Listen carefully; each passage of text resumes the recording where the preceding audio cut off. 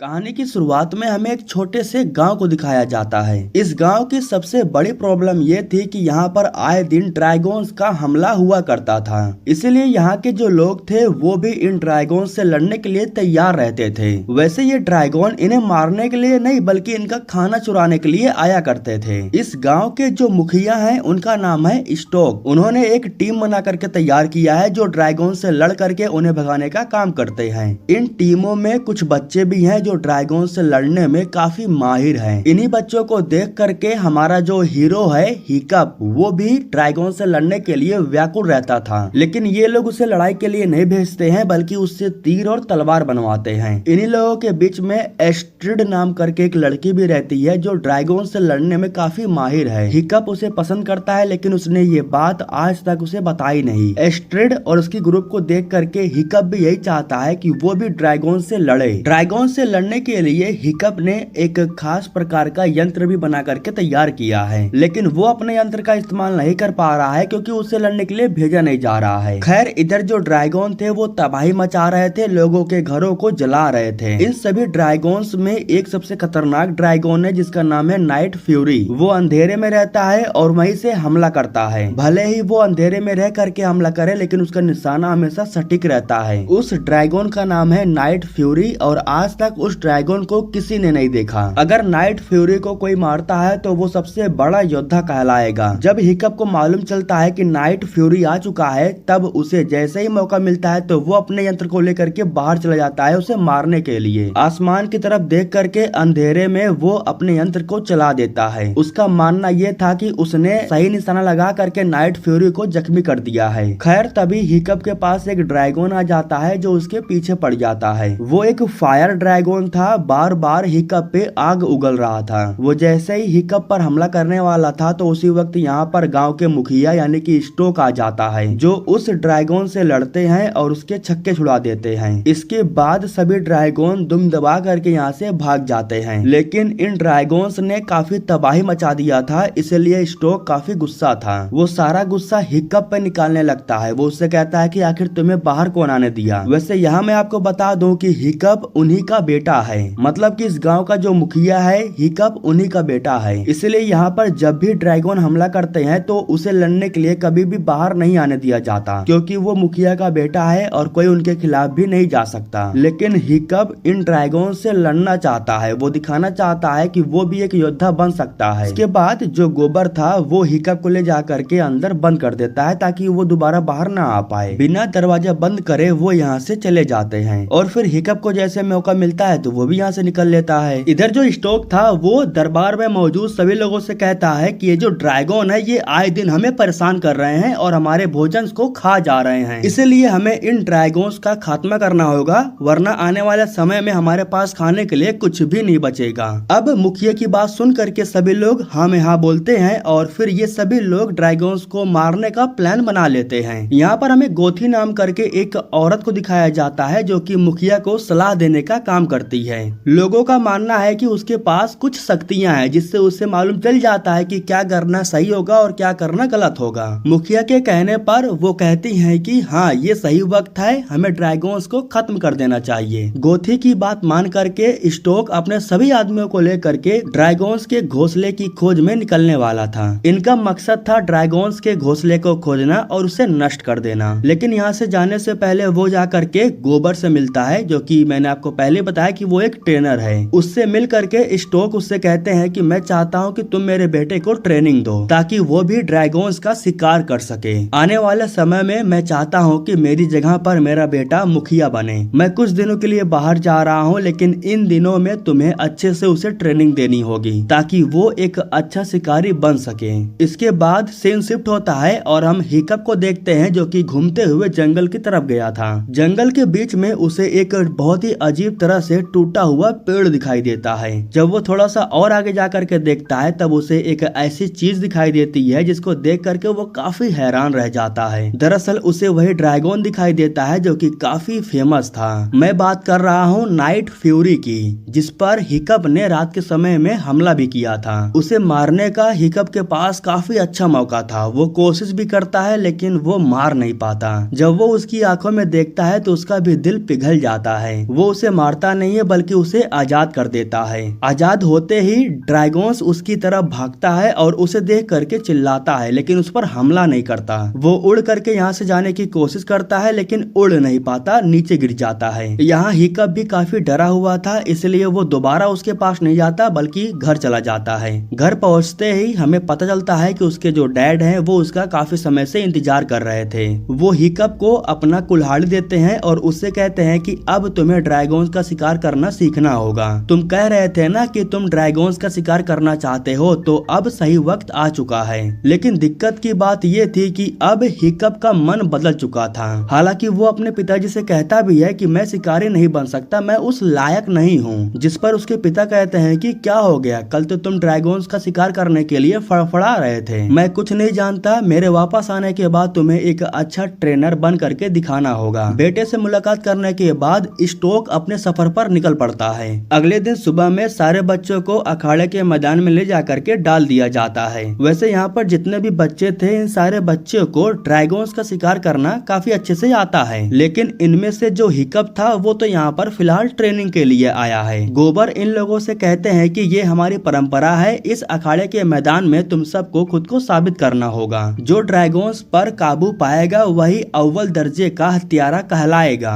और उसे सभी बड़े लोगों के सामने सम्मानित किया जाएगा। उसे ही पहला ड्रैगन मारने का मौका मिलेगा। तो इतना सब कुछ बताने के बाद इनके बीच एक ड्रैगन को छोड़ दिया जाता है इनसे लड़ने के लिए। जो इस ड्रैगन पर काबू पा लेगा वही आज के खेल को जीतेगा। फिलहाल ऐसा कोई नहीं कर पाता है, हर कोई नाकामयाब रह जाता है। वो ड्रैगन हिकअप पर हमला भी करने वाला था, लेकिन गोबर आकर के सही समय पर उसे बचा लेता है। खैर, अब ट्रेनिंग खत्म हो जाने के बाद हिकअप दोबारा से उसी जगह पर जाता है जहाँ पर वो ड्रैगन गिरा था। यहाँ उसे मालूम चलता है कि नाइट फ्यूरी इतने बड़े गड्ढे में आकर के गिर गया है और वो बाहर निकलने की कोशिश भी कर रहा है, लेकिन बाहर नहीं निकल पा रहा है क्योंकि उसके पूंछ का एक पंख टूट गया है और इसी वजह से वो उड़ नहीं पा रहा है। अगर उसका पूंछ ठीक हो जाए तो हो सकता है कि वो पहले की तरह उड़ने लगे। यहाँ से जाने से पहले वो ड्रैगन हिकअप को देखता भी है, लेकिन उसके साथ कुछ गलत नहीं करता। वो वापस घर आ जाता है जहाँ गोबर एक किताब निकाल करके सभी बच्चों को दिखाता है। ये एक पुश्तैनी किताब थी। इस किताब में सारे ड्रैगन्स के बारे में लिखा हुआ था। उस किताब को कोई नहीं पढ़ता बल्कि सभी लोग यहाँ से चले जाते हैं।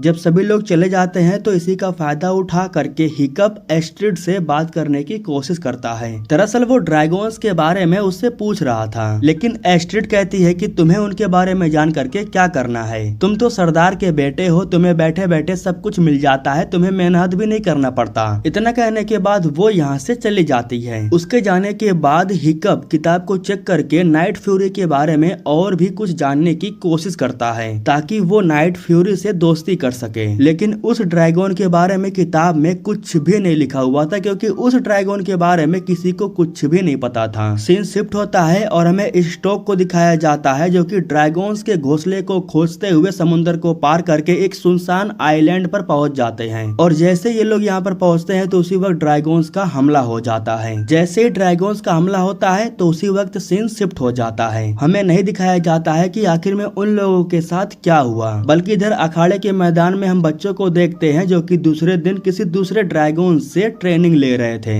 आज के दिन एस्ट्रिड बहादुरी दिखाती है और वो इस बार इस ड्रैगन पर काबू पा लेती है। ट्रेनिंग खत्म हो जाने के बाद हिकअप एक मछली लेता है और उसे लेकर के नाइट फ्यूरी के पास चला जाता है। दरअसल वो नाइट फ्यूरी को खाना खिला करके दोस्ती की शुरुआत करना चाहता था। वो जैसे ही खाने को देखती है तो उस पर टूट पड़ती है। वो खाना खाने के बाद एक छोटा सा टुकड़ा हिकअप को भी देती है खाने के लिए। शायद ये दोस्ती को बरकरार रखने के लिए था। हिकअप मना नहीं कर सकता था। वो उस मछली के टुकड़े को उठाता है और उसे खाने लगता है। चलो, अब इस तरीके से इन दोनों के बीच में दोस्ती की शुरुआत हो जाती है। लेकिन जब हिकअप उसे टच करने की कोशिश करता है तब वो उसे टच नहीं करने देता। लेकिन हिकअप भी हार नहीं मान रहा था। वो बार बार उसके करीब जाकर के उसे टच करने की कोशिश कर रहा था। धीरे धीरे जब उस ड्रैगन को भी हिकअप पर भरोसा हो जाता है तब जाकर के हिकअप उसे पहली बार टच करता है। तो अब फाइनली इस तरह से इन दोनों के बीच में दोस्ती यारी शुरू हो जाती है। हिकअप घर जाकर के उसके लिए एक अच्छा सा पूंछ बनाता है। इसके बाद हिकअप उस ड्रैगन के लिए ढेर सारा खाना लेकर के जाता है। जब वो ड्रैगन मछलियों को खाने में बिजी था तब इधर हिकअप बनाए हुए पंख को उसके उसके पूंछ से जोड़ देता है। जैसे ही पंख को उसके पूंछ से बांधा जाता है तो उसी वक्त ड्रैगन उड़ने लगता है। नाइट फ्यूरी के साथ दोस्ती कर लेने से हिकअप का सबसे बड़ा फायदा ये होता है कि वो ड्रैगन्स के बारे में काफी कुछ जान पाता है, जैसे कि कौन सा ड्रैगन किस चीज से डरता है और उसे कैसे हराया जा सकता है। अखाड़े के मैदान में एक ड्रैगन को अपने वश में करने के लिए वो उसके सामने ईल मछली लेकर के चला जाता है और उस मछली की मदद से वो उस ड्रैगन पर काबू पा लेता है। दरअसल उसे पता चल गया था कि ईल मछली से उस ड्रैगन को प्रॉब्लम होती है। इसी तरह से धीरे धीरे करके वो हर एक ड्रैगन्स के प्रॉब्लम को समझ जाता है। अखाड़े के मैदान में जब वो सारे ड्रैगन्स को काबू में कर रहा था तो ये देख करके सारे बच्चे उससे इम्प्रेस हो जाते हैं, जिसकी वजह से हिकअप के चर्चे पूरे गांव में होने लगते हैं। वो एक हीरो की तरह पूरे गांव में फेमस हो जाता है। कुछ दिन बीत जाने के बाद स्टोक अपनी पूरी टीम को लेकर के वापस गांव में आ जाता है। दरअसल वो नाकामयाब हो गया था। इन लोगों को ड्रैगन का घोंसला नहीं मिला था। ड्रैगन्स का हमला होने की वजह से इनके कई सारे लोग घायल भी हो गए थे। लेकिन वापस घर आने के बाद स्टोक को काफी अच्छी खुशखबरी सुनने को मिलता है। जब उसे पता चलता है कि उसका बेटा पूरे गांव में फेमस हो चुका है, वो किसी भी ड्रैगन्स को चुटकियों में हरा देता है, तो वो काफी खुश होता है। जिसके बाद वो सबसे पहले हिकअप के पास जाते हैं उससे बात करने के लिए। वो हिकअप से कहते हैं कि देख लेना, पहला ड्रैगन मारने का मौका तुम्हें ही मिलेगा। फाइनली वो दिन आ चुका था जब ये डिसाइड होने वाला था कि अव्वल दर्जे का हत्यारा कौन बनने वाला है और सबसे पहला ड्रैगन्स मारने का मौका किसे दिया जाएगा। हर बार की तरह आज फिर वो ड्रैगन्स को आसानी से अपने काबू में कर लेता है, जिसे देख करके एस्ट्रिड काफी गुस्सा हो जाती है, क्योंकि आज वो लोगों के सामने जीतना चाहती थी लेकिन वो हार जाती है। गोथी अनाउंस करती है कि अव्वल दर्जे का हत्यारा हिकअप को बनाया गया है, मतलब कि पहला ड्रैगन मारने का मौका हिकअप को दिया जाएगा। लेकिन वो ड्रैगन को मारना नहीं चाहता था, इसलिए जैसे ट्रेनिंग खत्म होती है तो वो भाग करके नाइट फ्यूरी के पास आ जाता है। दरअसल इस ड्रैगन के साथ यहाँ से आज वो भागने वाला था, लेकिन बेचारे के साथ एक स्कैम हो जाता है। दरअसल एस्ट्रिड काफी दिनों से उस पर नजर रख रही थी। वो नोटिस कर रही थी कि ट्रेनिंग के बाद हिकअप हर दिन कहीं पर जाता था। अचानक से नाइट फ्यूरी बाहर निकल करके एस्ट्रिड पर हमला करने वाला था, लेकिन बीच में हिकअप आ जाता है और उसे रोक देता है। हिकअप उसे शांत करता है और एस्ट्रिड से कहता है कि ये मेरा दोस्त है, मैं काफी दिनों से इसी के साथ रह रहा हूँ। एस्ट्रिड एक भी बात नहीं सुनती है, वो यहाँ से भागने लगती है, लेकिन वो भाग नहीं पाती है क्योंकि बीच रास्ते में नाइट फ्यूरी आ जाती है जो उसे उठा करके पहाड़ों के ऊपर लेकर के जाती है, जहाँ हिकअप उससे कहता है कि बस एक बार मेरे साथ आ जाओ, तुम्हें विश्वास हो जाएगा कि ये हमें नुकसान नहीं पहुँचाता। वैसे एस्ट्रिड के पास और कोई ऑप्शन नहीं था, इसीलिए वो हिकअप के पीछे जा करके आराम से बैठ जाती है। इसके बाद एस्ट्रिड उस ड्रैगन की सवारी करती है और उसे काफी अच्छा लगता है। उसे भी यकीन हो जाता है कि इन ड्रैगन्स को हम जितना खतरनाक समझते हैं उतना है नहीं। जब नाइट फ्यूरी इन लोगों के साथ आसमान में काफी ऊपर उड़ रहा था, तभी अचानक से इन लोगों के सामने ढेर सारे ड्रैगन आ जाते हैं। इन सारे ड्रैगन्स को देख करके यही लग रहा था कि ये सभी कहीं पर जा रहे हैं। जब नाइट फ्यूरी इनका पीछा करता है तब हमें मालूम चलता है कि ये सभी ड्रैगन अपने घोंसले में जा रहे थे। जब नाइट फ्यूरी अपने घोंसले में बैठा हुआ था तब हिकअप को यहाँ पर एक काफी बड़ा ड्रैगन दिखाई देता है। उसे देखने के बाद यहाँ पर जितने भी ड्रैगन्स थे ना, वो डर जाते हैं। इस ड्रैगन के मुंह का साइज देख करके आप अंदाजा लगा सकते हो कि आखिर इस ड्रैगन का शरीर कितना बड़ा होगा। उस ड्रैगन को देखने के बाद इन लोगों को इतना तो पता चल जाता है कि इन सारे ड्रैगन्स को उसने काबू में कर रखा है, मतलब कि गुलाम बना रखा है। ये सारे छोटे बड़े ड्रैगन खाना ले जा करके अपनी रानी को देते हैं। अगले दिन सुबह में हमें अखाड़े के मैदान को दिखाया जाता है, जहाँ पर बहुत सारे लोग इकट्ठा हुए थे, क्योंकि आज के दिन हिकअप ड्रैगन्स का सर काटने वाला था। उसके सामने एक बहुत बड़े फायर ड्रैगन्स को छोड़ दिया जाता है। इस ड्रैगन को मारने के बाद हिकअप खुद को साबित करेगा, लेकिन बाद में हमें मालूम चलता है कि हिकअप इस ड्रैगन से लड़ता नहीं है बल्कि खुद को सरेंडर कर देता है, और यही बात उसके पिता को यानी कि मुखिया को अच्छा नहीं लगता। इतने में वो ड्रैगन भी बौखला जाता है और बार बार हिकअप पर हमला करने लगता है। नाइट फ्यूरी को हिकअप की आवाज सुनाई देती है। उसे मालूम चल जाता है कि वो मुसीबत में है, इसलिए वो भागते हुए अखाड़े के मैदान में आ जाती है और हिकअप को बचाने के लिए उस ड्रैगन पर हमला कर देती है। उस ड्रैगन को काबू में करके हिकअप को बचा तो लेती है, लेकिन दिक्कत तब हो जाती है जब हिकअप के पिता उस ड्रैगन के सामने आ जाते हैं। हिकअप के कहने पर नाइट फ्यूरी शांत हो जाती है और इसी का फायदा उठा करके सभी लोग उसे पकड़ लेते हैं। इसके बाद हिकअप के पिता उसे कमरे में ले जाकर के उस पर बहुत गुस्सा हो जाते हैं। वो हिकअप से कहते हैं कि आखिर तुम इन ड्रैगन से दोस्ती कैसे कर सकते हो, वो तुम्हारी माँ को उठा करके लेकर के गए थे। जिस पर हिकअप कहता है कि उसके बदले में हमने बहुत से ड्रैगन्स को मार दिया है, आखिर कब तक ये खून खराबा होते रहेगा, ये उनकी जमीन है और बल्कि हम उनका ही खाना चुरा रहे हैं। अगर आप चाहो तो सब कुछ ठीक हो सकता है, इंसान और ड्रैगन एक बार फिर से साथ मिल करके रह सकते हैं। बातों ही बातों में हिकअप ये बोल देता है कि ये सारे ड्रैगन मजबूर हैं। इनके घोंसले में जो रानी बैठी हुई है ये उनके लिए खाना लेकर के जाते हैं। इनके घोंसले में जिस चीज को हमने देखा वैसी चीज आपने कभी नहीं देखी होगी। इसी ड्रैगन की मदद से हम घोंसले तक गए थे। इस तरह से हिकअप अपने पिता को सारी जानकारी दे देता है। हिकअप के पिता को जैसे ये जानकारी मिलती है तो वो अपनी टीम को एक बार फिर से तैयार करते हैं। दरअसल वो एक बार फिर से नाइट फ्यूरी की मदद से इनके घोंसले तक जाना चाहते थे और उसे तबाह करना चाहते थे। इनके चले जाने के बाद इधर जो हिकअप था वो काफी मायूस होकर के बैठा हुआ था। उसे समझ में नहीं आ रहा था कि आखिर वो करे तो करे क्या, क्योंकि उसका जो ड्रैगन था वो भी जा चुका था। लेकिन तभी एस्ट्रिड उससे कहती है कि तुम इतनी आसानी से हार नहीं मान सकते हो, अखाड़े के मैदान में बहुत सारे ड्रैगन्स को रखा गया है। इतना सुनते ही हिकअप के दिमाग में एक आइडिया आता है। वो फौरन अपने सारे दोस्तों को बुलाता है और उन्हें लेकर के अखाड़े के मैदान में जाता है। खैर इसके बाद हमें स्टोक को दिखाया जाता है जो अपनी पूरी टीम को लेकर के फाइनली उस जगह पर जाकर के पहुंच जाता है जहां पर इन ड्रैगन्स का घोंसला था। नाइट फ्यूरी इनके साथ में था, इसलिए यहाँ पर बहुत सारे ड्रैगन्स इन्हें देख करके इन पर हमला नहीं कर रहे थे। खैर जो भी हो, इसके बाद हम हिकअप को देखते हैं जो कि सारे दोस्तों को लेकर के अखाड़े के मैदान में जाता है। ड्रैगन्स को काबू में करना उसे अच्छे से आ गया था, इसीलिए वो एक एक करके अखाड़े में मौजूद सारे ड्रैगन्स को बाहर निकालता है और इन सारे ड्रैगन्स को अपना दोस्त बना करके अपने सारे दोस्तों को एक एक ड्रैगन दे देता है। सीन शिफ्ट होता है और इधर हम स्टोक को देखते हैं जो कि अपनी पूरी टीम को लेकर के हमले की तैयारी कर रहे थे।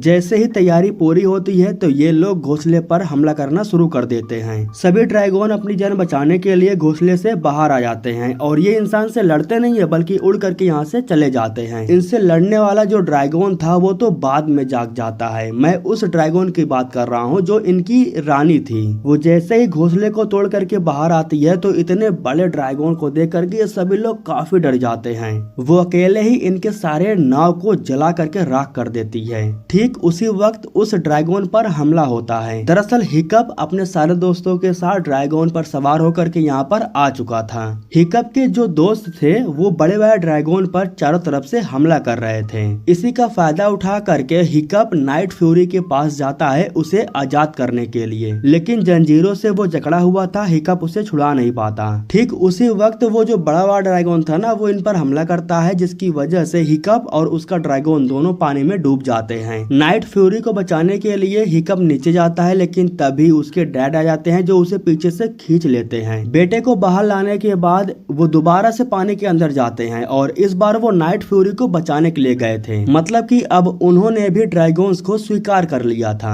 वो अपने बेटे से कहते हैं कि मुझे तुम पर नाज है। इसके बाद हिकअप अपने सारे दोस्तों के साथ मिल करके उस ड्रैगन पर हमला करता है। लड़ाई के दौरान हिकअप को मालूम चलता है कि इस ड्रैगन के भी बड़े बड़े पंख हैं। पंख को देख करके हिकअप के दिमाग में एक आइडिया आता है। वो उस ड्रैगन को गुस्सा दिलाता है। इसके बाद उसे लेकर के आसमान की ऊंचाइयों पर जाता है। जहाँ नाइट फ्यूरी को मौका मिलता है वो बार बार उस ड्रैगन के पंख पर हमला करता है। उसका पंख अब उड़ने लायक नहीं था और ये बात उस ड्रैगन को पता नहीं थी।